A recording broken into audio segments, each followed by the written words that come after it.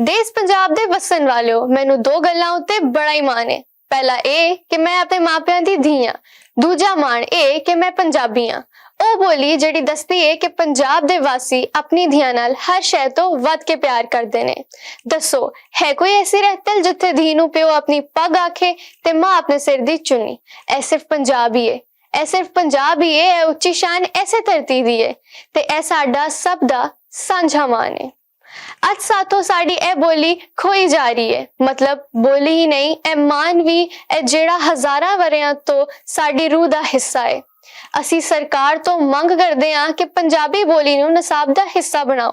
ਇਹਦੇ ਰਾਹੀਂ ਤਾਲੀਮ ਦਿਓ ਤਾਂ ਜੋ ਅਸੀਂ ਆਪਣੇ ਹੋਣ ਤੇ ਮਾਣ ਕਰ ਸਕੀਏ। ਜੇ ਬੋਲੀ ਨਹੀਂ ਰਵੇਗੀ ਤੇ ਫਿਰ ਸਾਡੀ ਪਹਿਚਾਨ ਵੀ ਨਹੀਂ ਰਵੇਗੀ।